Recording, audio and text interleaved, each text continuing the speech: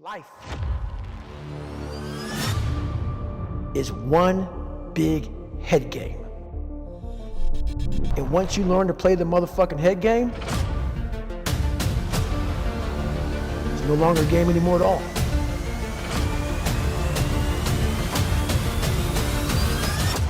You start living your life.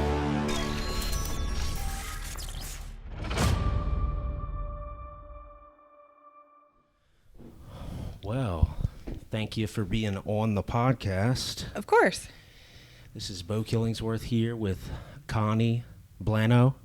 Blanott. Yeah, it's like planet with a B. Well, we subtract T's all the time everywhere in Louisiana, so I just ignore T's. You know? Yes.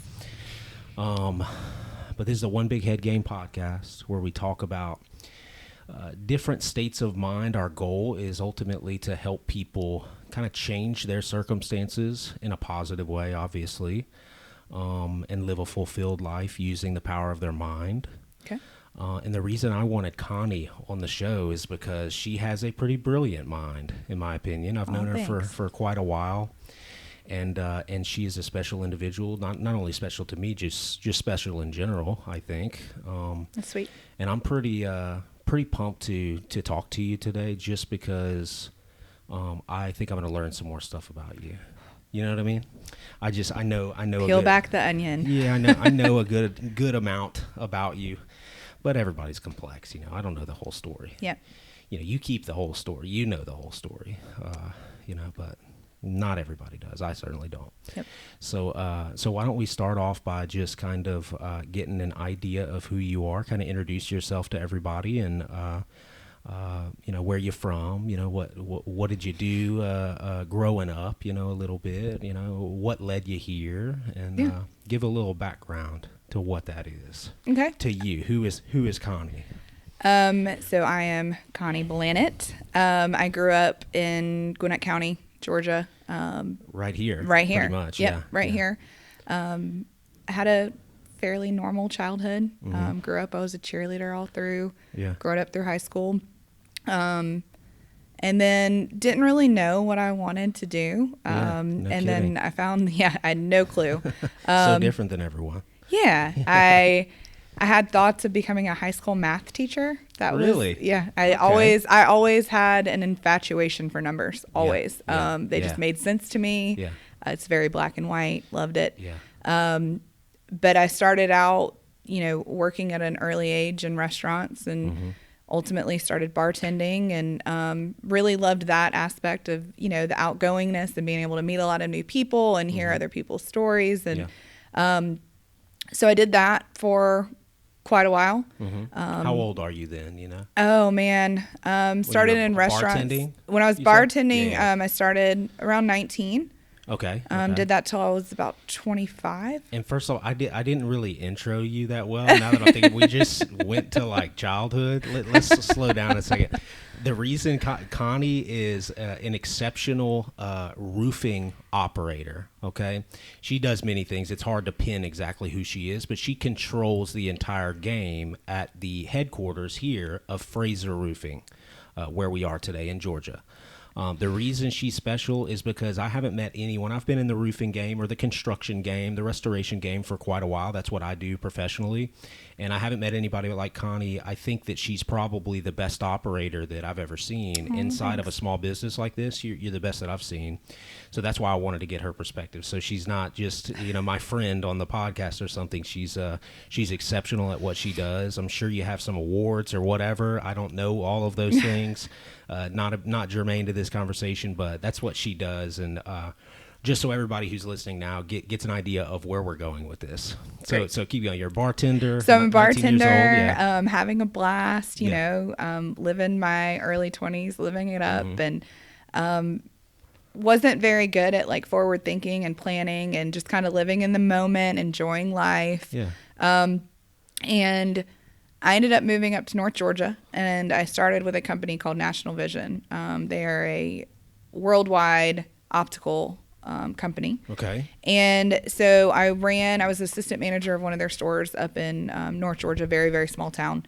And didn't really love the small town vibe. So I was like, I got to get back to Gwinnett. And so ended up moving back down here. The corporate office for National Vision is held here in Duluth, Georgia. So I applied at the corporate office, and I went into a position called sales audit analyst. I essentially just looked at numbers all day long, looking at spreadsheets, comparing them to what the store was actually doing, and then just auditing that. And if there was any, discrepancies, I would ultimately let the in-store auditor know. Yeah. So did that with National Vision for 5 years. During that time, I met my husband at the time. We got married. We had 2 children. Got married at like 2021? No, I got married at 29. Oh, okay. 28. I lost some years there. Yeah. Okay. Yeah. So I was bartending, National Vision, married, kids. Okay.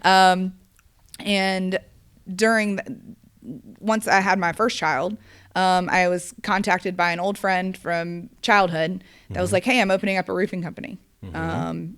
You should come work here. Yeah. And so I'll never forget walking into my interview with that company, and I was in a suit, and I walked in, and the owner of the company had on, sweatpants and tennis shoes, and actually laughed at me when I walked in, because I was just so used to a corporate background, and roofing and construction, it's a little bit different, right? Yeah, it is. Certainly.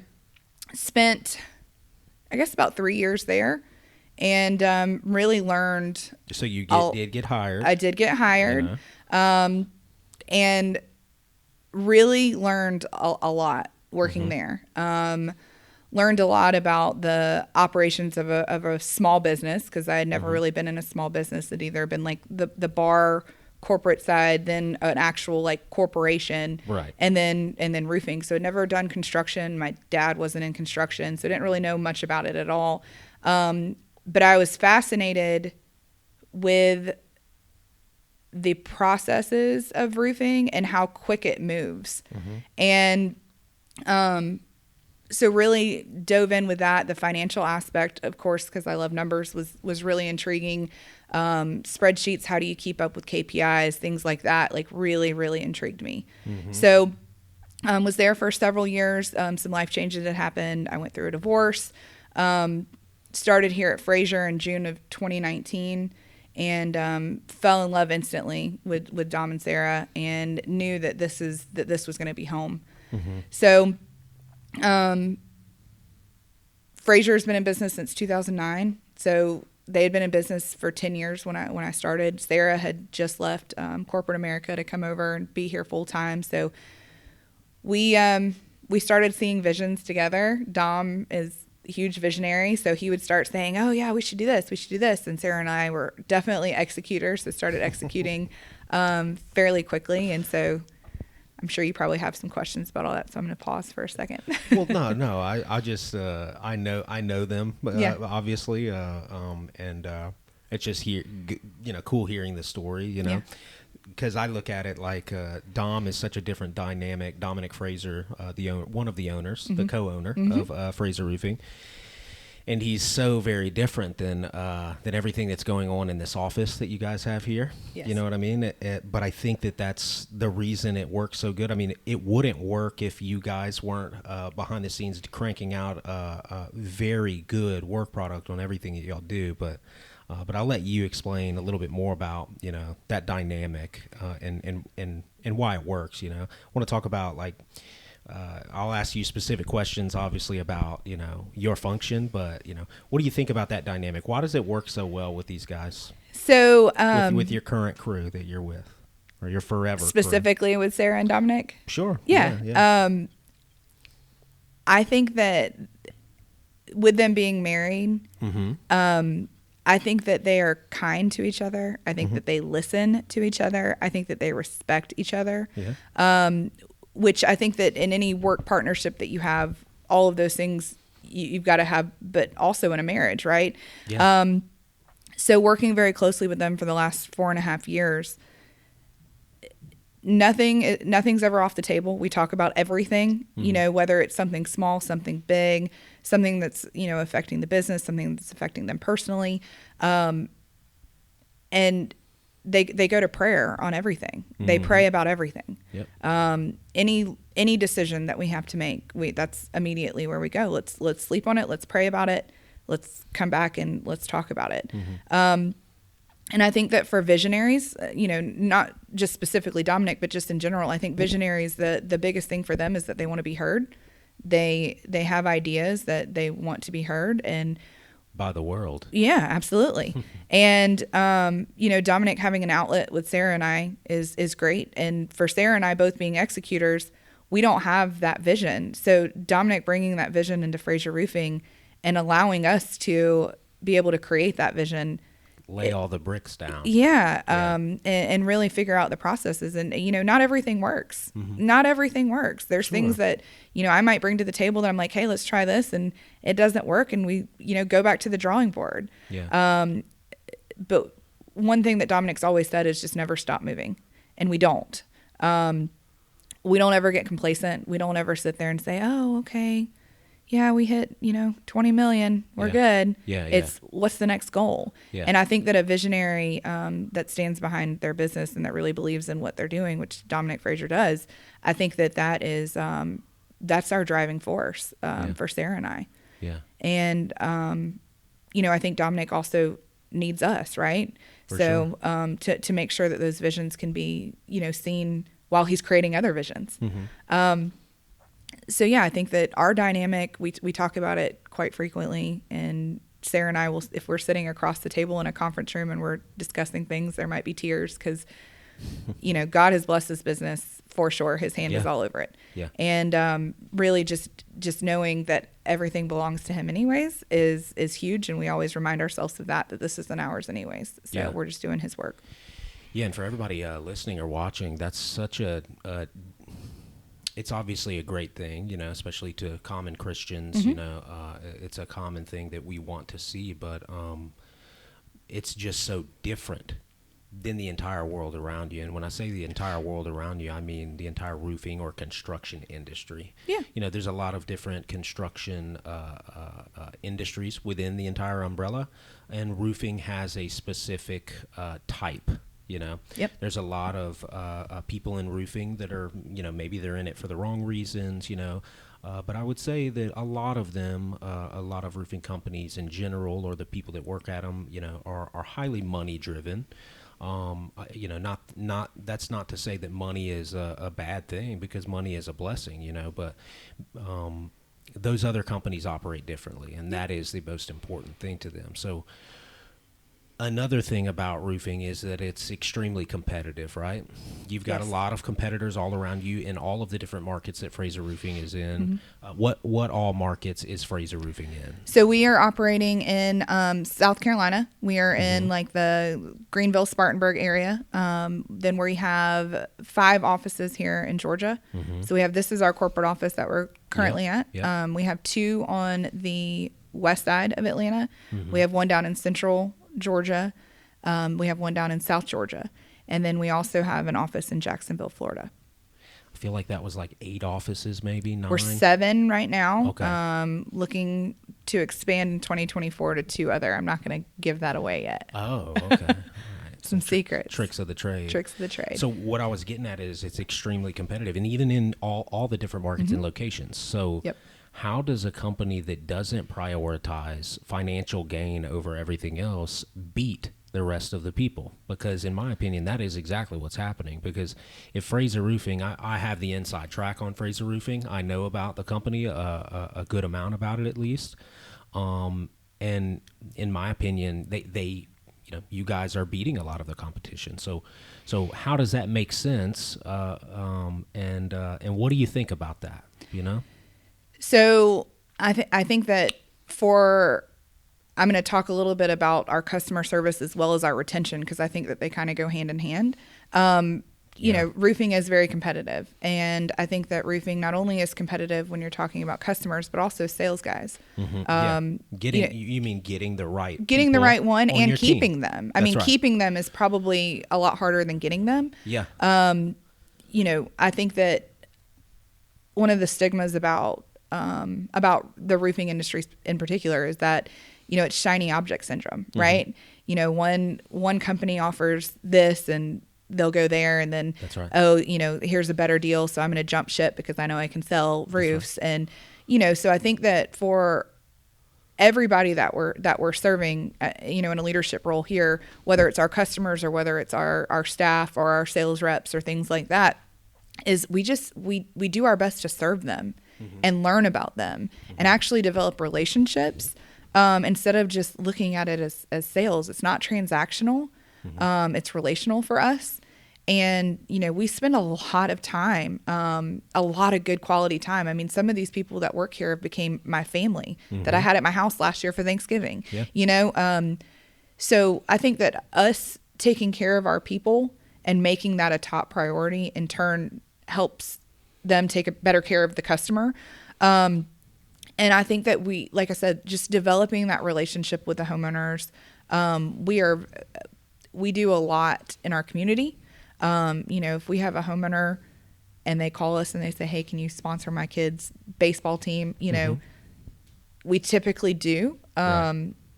And, serving people is what we're here to do. That's what God calls us to do.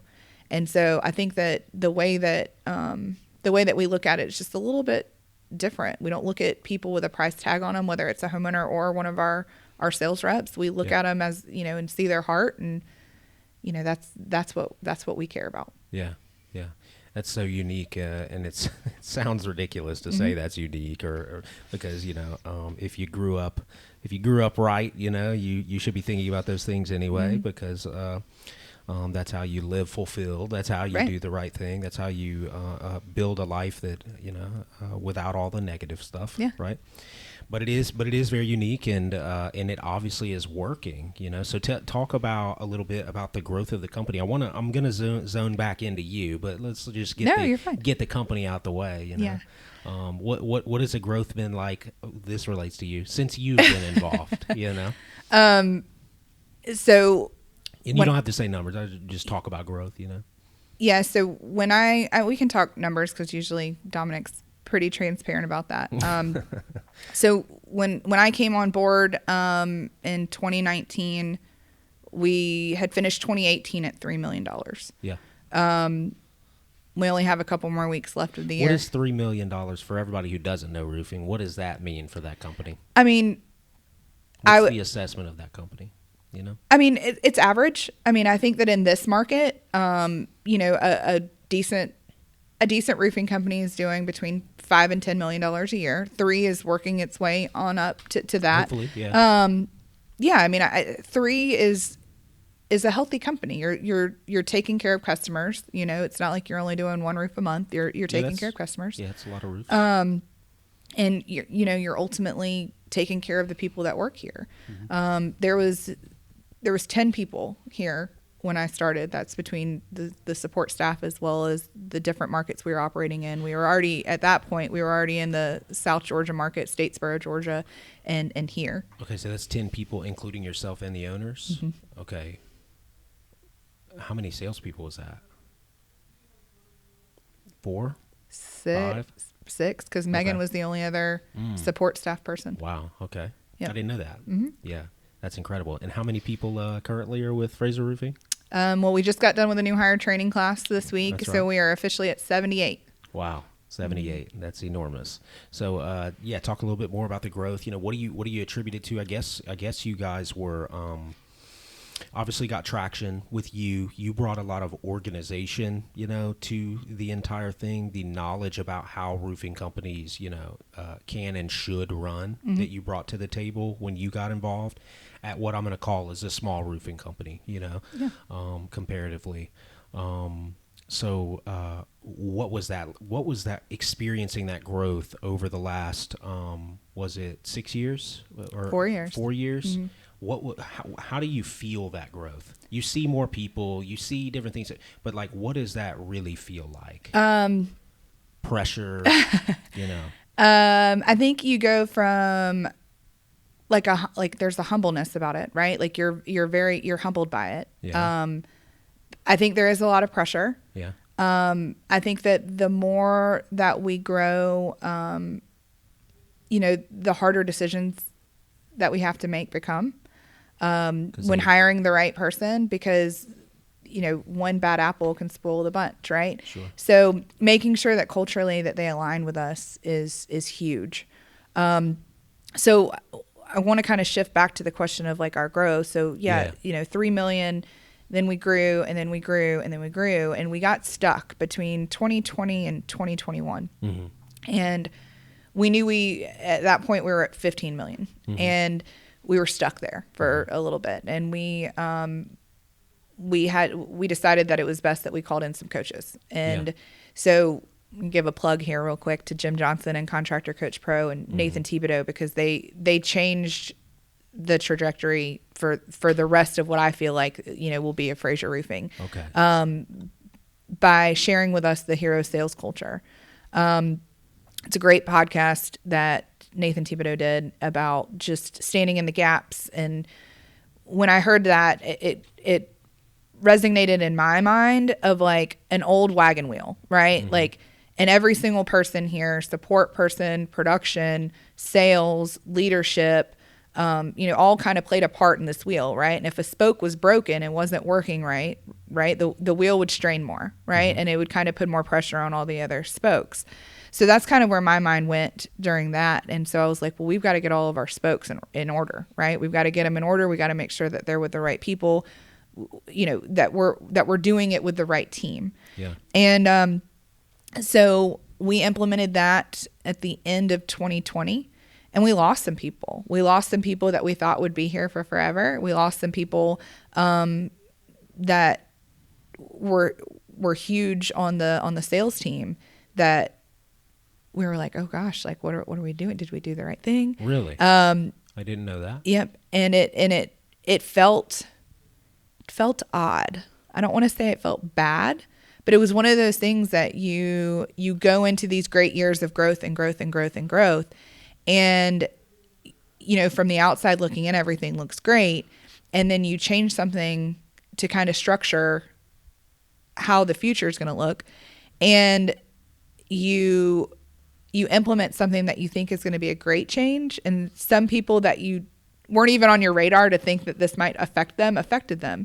And so losing some of those people didn't feel great. Yeah.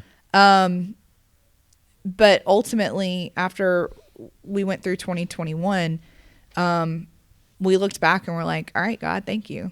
Because we needed this. Yeah. We needed this to grow. We needed this to make the culture better for everyone else. Yeah.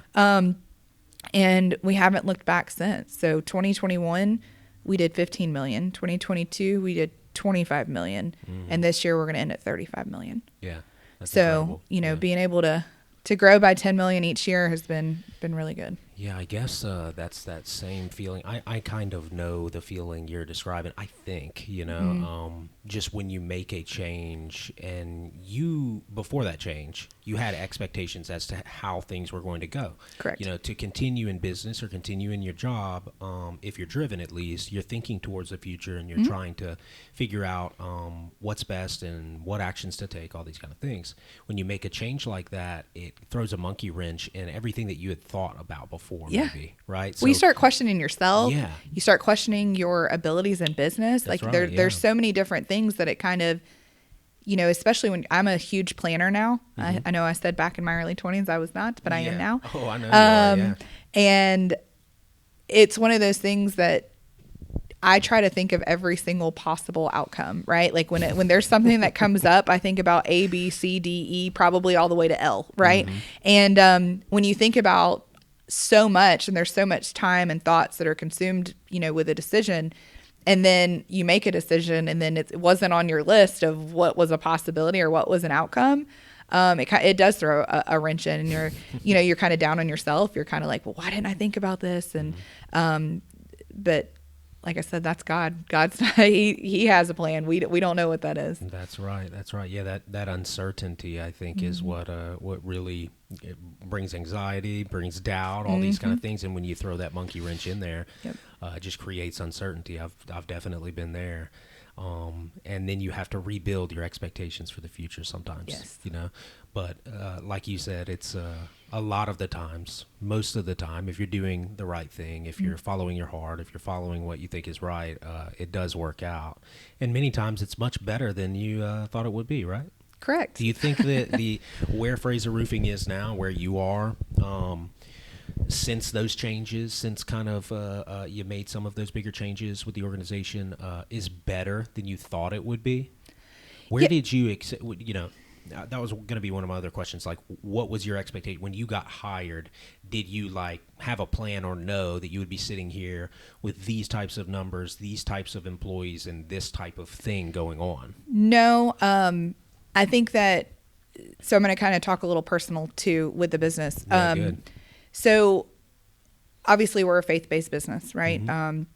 And when I first came on, I never grew up. I went to church on Easter and Christmas, right? I was not active in it. Yes. They call them creasters, right? I did not grow up in a church. I was always a believer. I was never a follower, right? And so when I came. That's good. Wait, that's just good. I don't know if I've ever really heard anybody say that, but that just hit me like a bow and arrow. Yeah. It's everywhere. Yeah. And I've been there. Yeah. I mean, I was a believer, not a follower. For sure. And so coming into this business and Sarah and Dominic being so outward about their faith, right? Yeah. They've never been pushy. They never were like, oh, you should come to church with us, Yeah. But Dominic always has this saying about, let me show you how cool Jesus is, right? Yeah. That's the tagline for the men's Bible study we do on Saturday morning and stuff. And he'll throw in Bible verses on our meetings and stuff like that, or we'll pray, before a real important meeting. And I know that they pray a lot. Mm-hmm.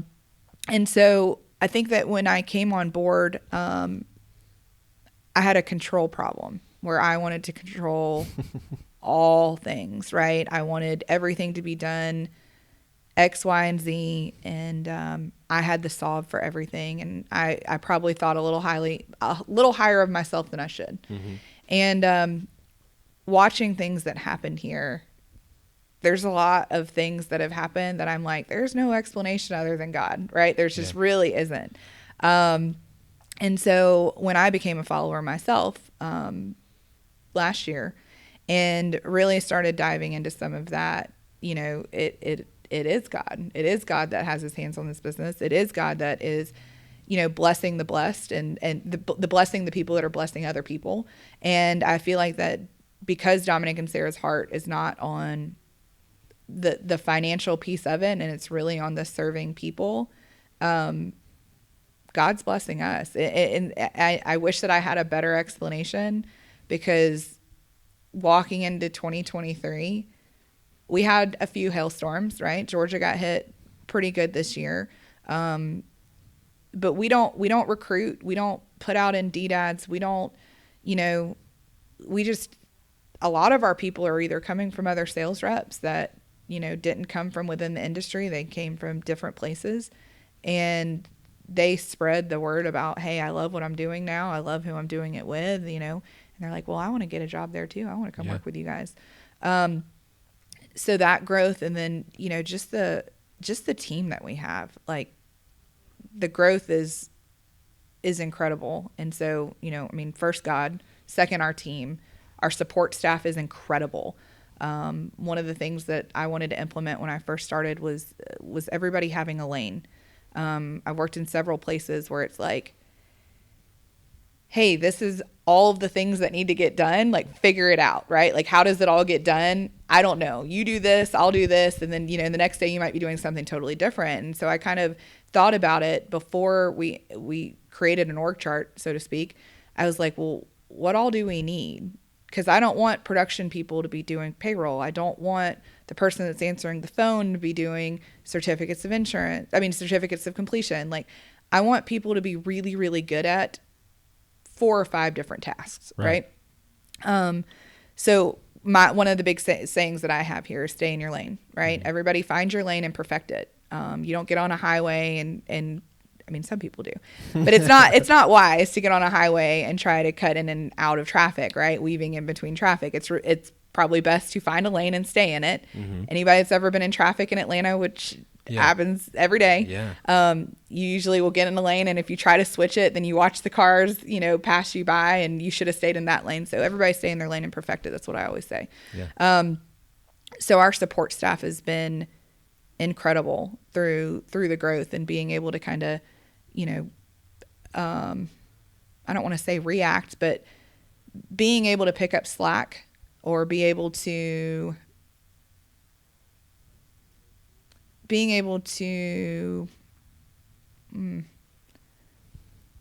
word I'm trying to find here. I don't want to say mold or bend. I'm trying to think of the word. Yeah. Just kind of fit into their role and be able to step up to the plate and take on new things when they need to. But everybody has really done a great job on the support side. Yeah. Yeah.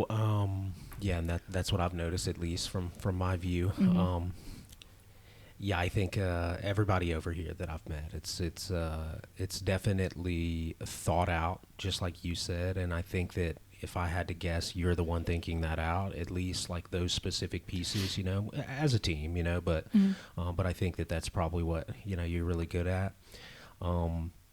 What exactly drives you? Because there's something different about you. I don't know necessarily what it is. But you work very hard, okay? That's probably an understatement. You work extremely hard.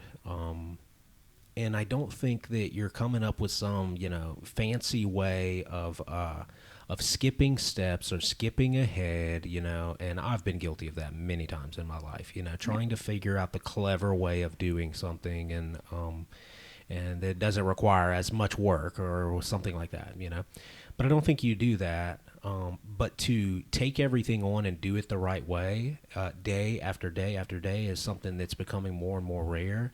And I think that you do it. So what drives you to do that? When you started back with Fraser Roofing, what was your main thing? Was it changing your circumstance? Was it changing your life? Was it becoming something better than what you were? There's got to be something in there that gives you that fire. And obviously God plays a part in everybody here, in myself, but everybody's different. What do you think you would attribute that to? Because there's got to be something in there. Yeah. I'm going to try not to cry. I think so. I'm trying not going to go too deep or personal, but whatever it is. So I got divorced when my kids were really young. Mm-hmm. I grew up in a divorced household. My parents got divorced when I was 18 months old. I think that one thing for me is that one thing that I've always been good at is work. I've always gotten a lot of my self-esteem from work. Mm-hmm. Which isn't always the best way. So I'm not telling everyone you just work hard and you'll get, you'll get your self-worth through there. But for me personally, I think that when I first came on, that I was blessed with an opportunity to change my life and to change the life for my kids. And I felt like that I owed them. I owed them the best of me. Mm-hmm. And the fact that Sarah and Dom are just the most kind, generous people that I've ever met. I've still to this day, you're not going to find better people than them. The fact that they saw me at probably one of my worst places in my life and told me that I was valued and that I was needed and that I was wanted made me want to push that much harder for them. Yeah. And walking in and seeing things that I could immediately change, and then also them giving me the ability to do it. I mean, they knew me. They didn't know me, right? Like they knew me well enough to offer me a job and have faith in me. Yeah. But they did not know all of my history. They didn't know my past. They didn't know any of that. And to give me that opportunity and to trust me with the amount of things that they entrusted me with from day one, I I felt like that this was a relationship that I was going to want to be a part of for a really long time. And you felt a lot of responsibility maybe because of but there was so much respect that it didn't feel like responsibility. Like it just felt like that I was immediately, I mean, Dominic told me my very first day, if anybody knows Dominic Fraser, he writes everything down on a legal pad. And it was a yellow legal pad, and at the very top he said, I need you to think like an owner. Mm-hmm. And I'm sure that there are some days that he regrets saying that, and there's probably others that he appreciates it, right? But yeah, I mean, I think that just coming on board here and them entrusting me with what they did has allowed me to want to give my all to them. Yeah. I don't know if that answers your question. Yeah. Yeah, it does. As much as it can. Okay. You know what I mean? Because, many things drive us, right? Yeah. Our hearts, our brains, our traumas, many things give us a lot of incentive to go get it in many different ways. But I mean, I think my kids, kids overwhelmingly, right? Yeah. I mean, I think that's what you started with. Yeah. I mean, and my mom was a single mom. She worked hard. She did what she could to get me to not say no to me growing up. Yeah. And for me, stepping into that role, I knew that it was all on me. It's a lot of responsibility. It's a lot of responsibility being a working mom of two. I mean, it's the biggest responsibility. Yeah. I was even with all these salesmen and all the production and all the materials and the numbers but that's not your first and foremost responsibility is to your family, or to your faith and then your family, right? Yep. Faith, family, Fraser Roofing. That's right. That's right. Well, yeah, that gives me a lot of insight. I just wanted to hear, not as much that I was curious about it, but I wanted to hear you say that, what we haven't talked about is that the people that are watching this may not really realize that you are playing a part in an industry that is dominated by men. Yes. Okay, you're not going to see a bunch of women around here in the roofing industry, and you do see some, but they're peripherally associated with roofing companies, and some of them are owners. There's definitely some people out there who are owners, operators, and things like that. But it's overwhelmingly it's a male dominated industry, right? And you're doing something that is stronger, I think, within this organization than what a lot of the other men can offer, obviously. So what does that feel like? You talk to men all day long, not only the people at Fraser Roofing, but vendors, things like this. Yeah. What is that like? Do you even think about that as a factor? Do you think that it may give you an advantage in what you do? So what's that like? So no, I mean, I got my makeup done for you today. Yeah, I mean, I'm typically, I am definitely not the girl that's going to, I guess, flaunt what I have. And that's, I mean, there's nothing wrong with that. That's just not my personality. I mean, if you catch me on a Saturday, I'm probably in a baseball cap and some leggings and a sweatshirt. That's just not my personality. But, I don't think I've really ever been like, oh my gosh, I'm a female in a male's world. Like I don't think it's ever something that I like think too much about.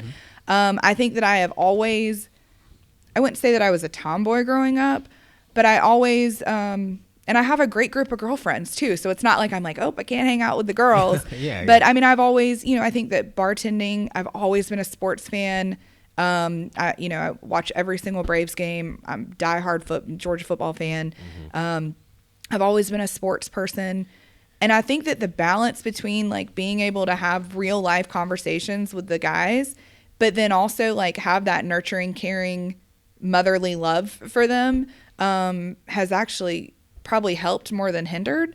I don't get intimidated very easily. Don't know if you knew that. I also don't hold back. So I think that people like my realness. Maybe, I hope, because that's what they're gonna get.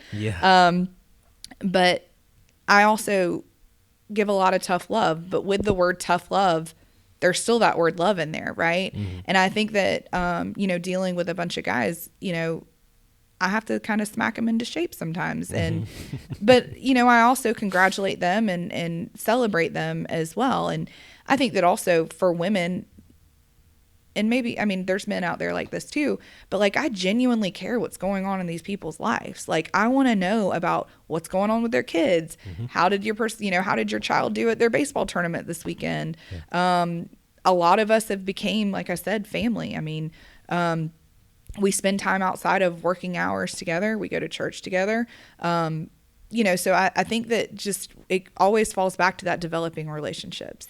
Yeah, how do you overcome specific challenges in your life? You know, like obviously you've had challenges, right? Okay, we've mentioned some on this show.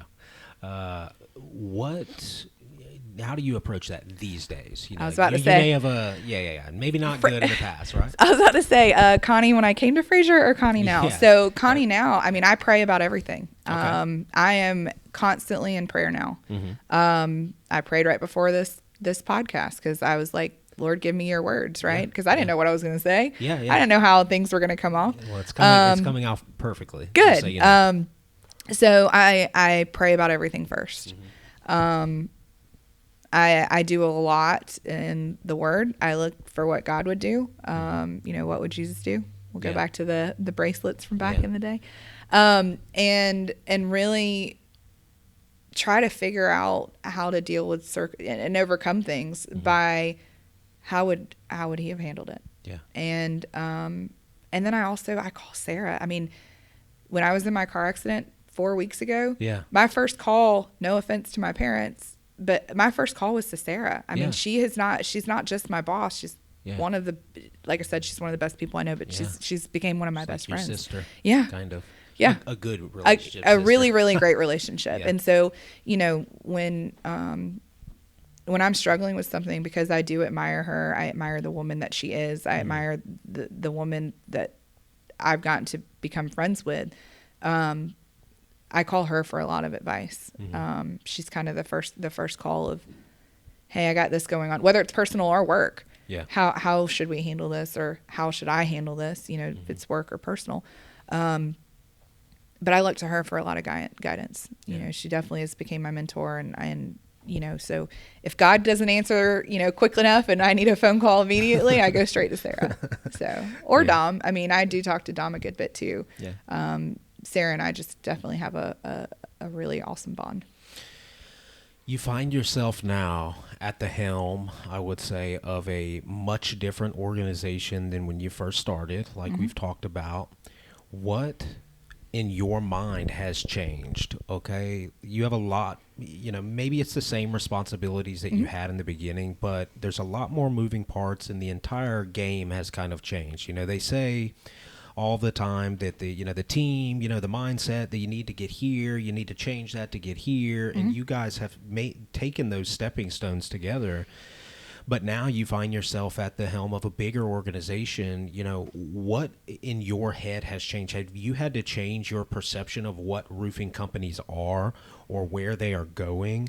And, I guess the market or what's going on will tell you whether you need to start changing your thought process with what's going on. I don't know. I'm trying to get to when those changes happen and when you as a business person and an operator identifies the need for changing that paradigm, that mindset. Yeah. So I think that, coming into this, I don't want to say that I thought I was the smartest one in the room, but when I came in, I definitely thought a lot higher of myself than I probably should have.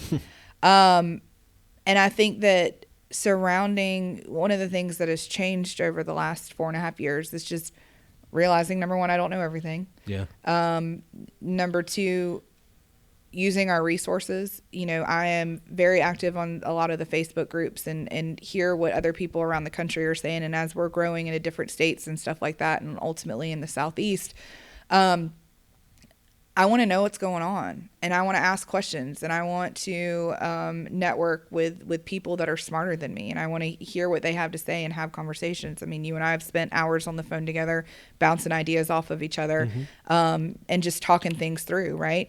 And so I've developed relationships within the industry where I'm able to ask people that I believe are way smarter than me, and that have an opinion that I trust and respect, and listen to that. But, you know, as it applies to Fraser, using those people and doing trainings, once we hear them out, we talk about it, we have dialogue back and forth, and we're like, hey, this is what's going on. What do we need to do? We'll bring them in here for a training. You know, we'll bring them in and let them talk about a specific subject. So, once again, it goes back to those relationships, right? Not only with the sales team and the support staff here, but the customers, and then also within the industry, and using your resources. I mean, there's a lot of people that are too prideful to ask for help, and we are not that. You know, we talk to business owners all over the country, and, you know, have coaches. We have, you know, Contractor Coach Pro that has helped us out tremendously with they have different sections of training, you know, sales training, actual business training, things like that. So just never stop learning. Yeah. You know, I mean, that's something that the industry is changing. Yeah. There are things that are changing about the industry, but we have spent a lot of time this year becoming as prepared as we can. I mean, we don't know what's going to happen. Right. But we also, we definitely do things different, and we know that. Yeah. We know that we are a different company. So us looking around saying, oh my gosh, what is roofing company A doing, and what is roofing company B doing, and what is roofing company C doing? We don't do a lot of that. There's been a lot of large acquisitions in the Atlanta market, and we're just going to keep doing what we're doing. And, you know, being prayerful about it and listening to what God's telling us to do. And I think that has gotten, I know that has been a huge part in where we've came from and where we're going. So we're just going to keep doing the same thing that we always have. And that's be prayerful, be educated, listen when people are speaking about the industry, and try not to live in a fearful mind. Yeah. I feel like Fraser Roofing as a company, everybody together is listens more than they speak kind of thing. You know, if a company could do that. Yeah. You know what I mean? And we try. I mean, you know, it's hard. It's hard when, like I said, my mindset 4 years ago was way different, where I, you know, thought I might have been the smartest person in the room, and learning very quickly that I wasn't, and changing my mindset. So I used to speak a lot more than I listened, and now I listen a lot more than I speak, because even if, you know, they might not be knowledgeable on the subject, they might have something good to say out of that, right? So still just listening to what someone has to say. Yeah. So. That's very interesting. Let's see. We've covered a lot of stuff. Yeah. Anything other, you know, what do you think, let's just put it this way, in your perspective, you know, on these types of companies or roofing companies, do you think that the focus on money and being very brash with people within those organizations, do you think that it is sustainable in any way? You know what I mean?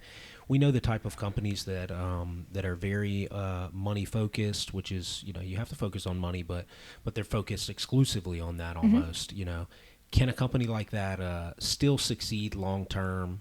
I guess they could, but I don't know. What's your perspective on that? Yeah, I mean, because it's so different. It's such a different environment here. Yeah, I mean, I think that if you look at the companies across the country, in the city of Atlanta, whatever, everybody runs their company fairly different. And so, yeah, I mean, I've watched companies here that have gone from nothing to 50 million, you know, in a couple of years. And I've seen it happen in other states too. I think that those companies that are focused on money typically attract salespeople that are focused on money, for sure, which are high producing people, right? Yes, yeah. I think that for us here, we care more about the person than their production. And I'm sure that anybody that watches this from the roofing industry is probably like, what? Yeah. But we customize people's goals and their expectations and their quotas and all of that. We do all of that based on their financial needs. Because I don't think that, you have people out here that need to make $200,000 a year to live. And that's just the lifestyle that they choose to live. Yeah. But there's also people that need to make $50,000 a year because their needs are just not the same as somebody as that needs to make $200,000 a year. So we kind of customize those. We don't have just a one shoe fits all. That, yeah. And it's worked for us, and like I said, I think that the way that Fraser works, I think that it's kind of all encompassing. It's not like, oh, well, we're doing 35 million this year because of this, and this is all that it attributes to, right? It's a combination of all of that. And within those relationships that we've built with our sales staff and our, support team and our customers, it's just different. Yeah. And there's no real way to explain it other than just we care about our people more than we do about the money. Yeah, you have to be in this office, I think, to really understand what's going on with Fraser Roofing. Yeah. The culture is the buzzword that everyone wants to talk about as a positive thing in their company, and good culture, this and that. And it's more of just, and you could call this a specific style of culture, but I think it's more at a risk of calling it kind of a low producing name, it's a family culture. Yeah. It is really a family business. Not only is it owned by, family members that are married, but everybody involved feels like family. And I feel like family when I step in the doors, But what do you think you could be better at, Connie? We already talked about how good you are at everything else. No, stop it. No. I think that what I can get better at is continuing to not try to control everything. I mean, it's something that I've been working on for a long time. I was an only child growing up, so I everything always went my way because there was nobody else for it to go, right? Didn't have to share. No, I didn't have to share. So Yeah. I think that that kind of control comes from early on in my life. I think that, continuing to listen, it's definitely something I've worked on over the last couple of years. I think that, we say, let go, let God, and really trusting him, to take care of things. And that doesn't mean that I'm just going to sit back and throw my hands up and say, all right, God, do your thing. Yeah. I'm still going to do what he asks me to do. And I'm still going to do the normal Connie things of, all right, let's plan this out. But I think that, I don't try to look at the negatives. I try to celebrate the positives because I feel like that when you're in, I can do this so much better. But I think that if you're celebrating the positives, those are going to keep happening more and more, and your negatives are going to decrease. That's just going to naturally happen. Yeah. Yeah, what you're saying is, what I have a problem with, and many times where I think about things because I spot the holes in everything that I'm looking at because I'm kind of trained that way or my brain's wired that way.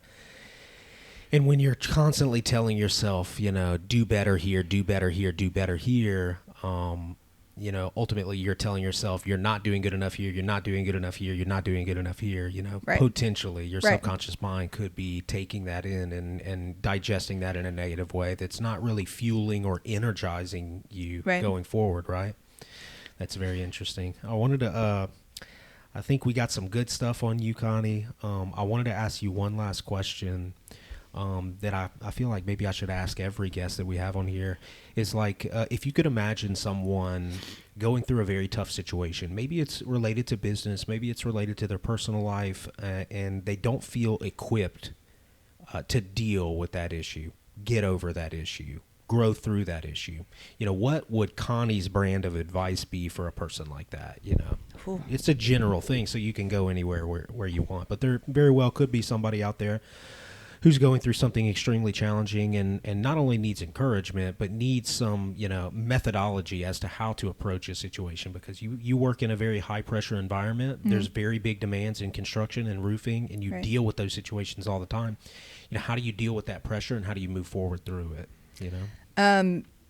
One thing that because my kids are getting a little bit older, my daughter's about to be 6, my son's about to be 8.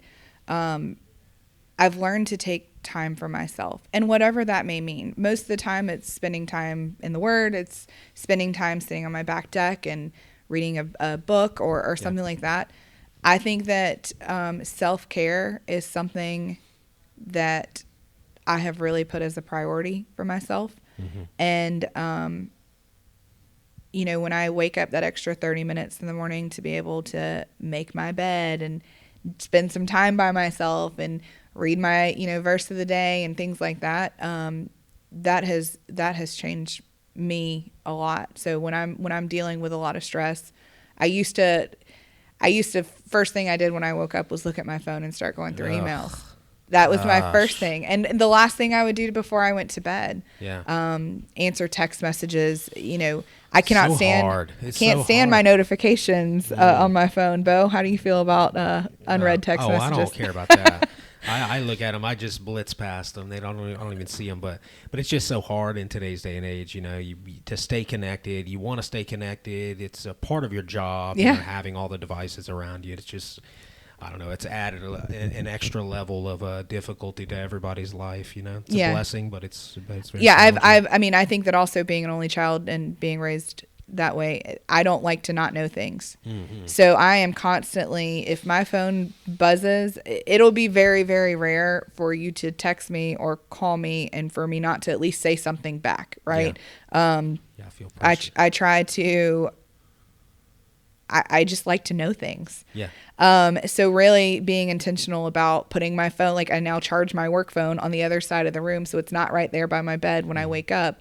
And I felt guilty about that for a really long time, just because I had kind of set this precedence with Sarah and Dom standard, of Connie's always available. Constant connectivity, right. And then, I'm in the middle of giving my kids a bath or something like that, and my phone's ringing and I'm answering it, and then I'm frustrated, and I'm frustrated at my kids and frustrated at... Feel guilty that you were giving your kids a bath, and you feel guilty to your kids because you didn't answer. I mean, it's just, it's all the things, it's gotta be boundaries, right? So I think that really prioritizing my self-care and giving and allowing myself that time has really changed a lot for me.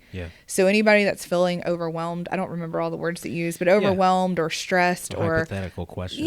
Where you want. I think that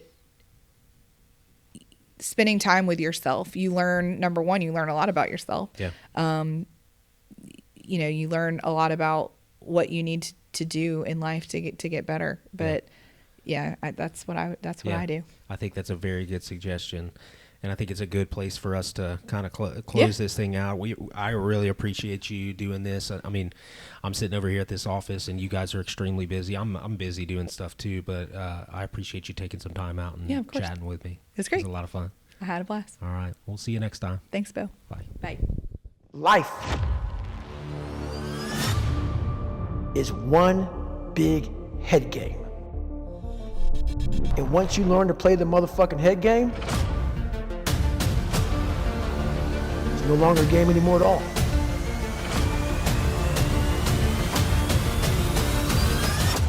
You start living your life.